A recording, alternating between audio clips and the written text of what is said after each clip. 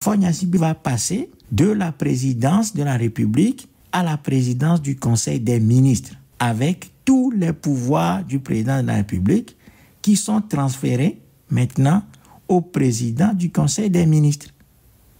Et là, le président du Conseil des ministres n'a pas de mandat limité. C'est-à-dire que le Togo vient de subir un coup d'État terrible. Un coup d'État terrible.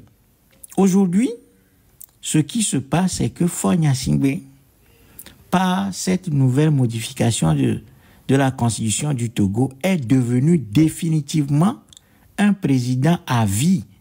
Sauf que son titre ne sera plus président de la République, mais président du Conseil.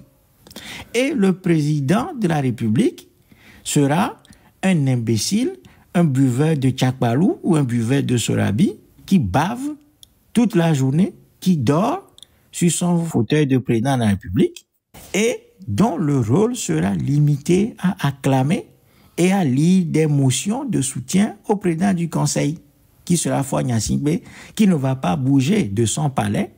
Il va toujours rester dans son palais, il va rester sur son fauteuil et il portera encore le titre de président. C'est-à-dire qu'on va toujours l'appeler président, mais président du Conseil en fait. Voyez?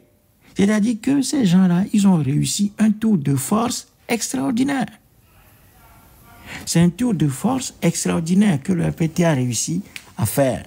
Par un tour de magie, ils ont réussi à faire sauter le verrou de la limitation du mandat présidentiel, sans que les Togolais s'en rendent compte véritablement. C'est-à-dire que maintenant, avec la nouvelle modification, ils ont fait croire que le président de la République aura un mandat de 5 ans renouvelable une seule fois. Donc, ça veut dire que le président de la République sera élu une fois et une deuxième fois si possible, et puis c'est tout. Alors que le président du Conseil des ministres, lui, il sera éternellement élu dès le moment où c'est son parti qui remporte les élections législatives. Et le président du Conseil sera Faure Gnassingbé dans la mesure où c'est Faure Gnassingbé qui est le président du RPT, uni, soi-disant. C'est ça l'entourloupe qu'ils ont faite aux Togolais. Voyez? Parce qu'ils ont tellement modifié la Constitution qu'ils ne savaient plus quoi faire. Ils ont inventé maintenant une autre république pour réécrire totalement la Constitution togolaise en transférant les pouvoirs du président de la République à un soi-disant président du Conseil des ministres. Donc Faure Gnassingbé va rester dans son palais. Et il aura tous les honneurs, comme actuellement. C'est lui qui sera le chef de l'armée. Il va nommer les ambassadeurs. C'est lui qui présidera les conseils des ministres. C'est-à-dire que Faure Gnassingbé restera Faure Gnassingbé, tout simplement. Sauf que c'est le titre qu'il va porter qui change, sans véritablement changer. Parce qu'au lieu de président de la République, ils ont changé ça en président du Conseil des ministres. C'est ça l'entourloupe. Donc, la situation que le Togo vit aujourd'hui est extrêmement terrible. Il faut que le peuple togolais s'en rende compte.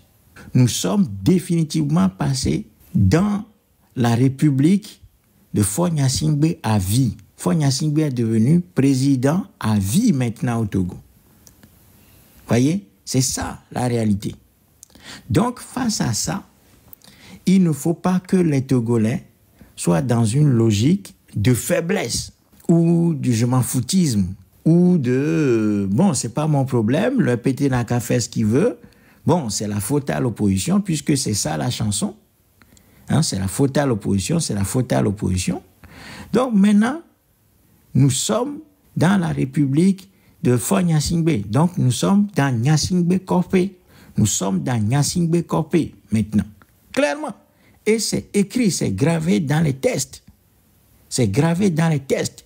Et c'est définitivement, soi-disant, ce président du Conseil qui va même présenter les candidatures du président de la République aux députés, soi-disant. Voyez? Donc, quand le RPT s'est attribué 108 sièges de députés sur 113, c'est pour bien asseoir cette nouvelle modification constitutionnelle qui vient d'intervenir.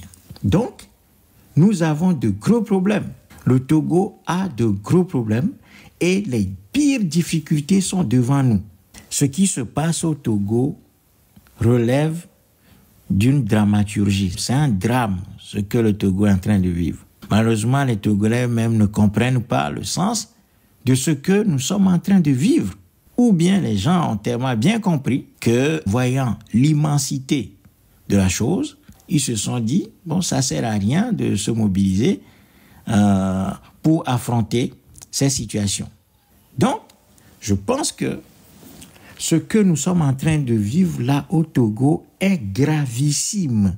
Et ce n'est pas une question d'opposition institutionnelle. Ce n'est pas une question des partis politiques institutionnalisés qui accompagnent le système dans son déploiement à travers ce que j'appelle l'électoralisme forcené, psychopathe. C'est-à-dire que vous ne pouvez pas conduire un peuple comme celui-ci à des élections en face d'un régime comme celui-là. L'élection ne peut pas vaincre un régime comme celui-là. Ça fait 25 ans que le Moltra le dit. Nous avons dit de sortir de cet électoralisme forcené, maladif, psychopathe. C'est-à-dire le fait de vouloir aller coûte que coûte à des élections face à un régime criminel de type colonial. Ce régime est un régime assassin, criminel, héréditaire de type colonial, qui n'a rien à foutre de ce que le peuple vote dans les urnes. Et on n'a pas besoin de démontrer ça. Il y a eu plusieurs expériences du Togo en matière électorale. Les Togolais ont toujours voté pour une couleur. C'est une autre couleur qui est ressortie des urnes. C'est-à-dire que la seule industrie que le RPT a installée au Togo, c'est l'industrie de la fraude électorale. C'est l'industrie de transformation du bulletin de vote. Les bulletins rentrent dans les urnes avec une couleur et en ressortent avec une autre couleur. C'est la seule industrie, la seule usine que le système RPT a créée au Togo. C'est l'industrie de la fraude électorale. Et ça, depuis que le Togo a commencé à voter, depuis 1992-93, les élections se sont toujours passées de cette manière-là. Donc, nous avons toujours dit que la solution que l'histoire a prescrit au peuple colonisé, au peuple dominé, au peuple écrasé par un régime héréditaire de type colonial, c'est la révolution populaire, c'est la mobilisation populaire. C'est le soulèvement populaire, ce que le Moltra appelle le tsunami populaire, c'est-à-dire une masse d'hommes suffisamment mobilisés, suffisamment large, suffisamment puissante pour renverser l'ensemble du système colonial sur son passage, sur son déploiement. Lorsque la masse populaire est déployée, se déploie avec force et vigueur, aucune armée, aucune force de répression ne peut la contenir. C'est impossible. Il y a des peuples dans l'histoire qui l'ont prouvé.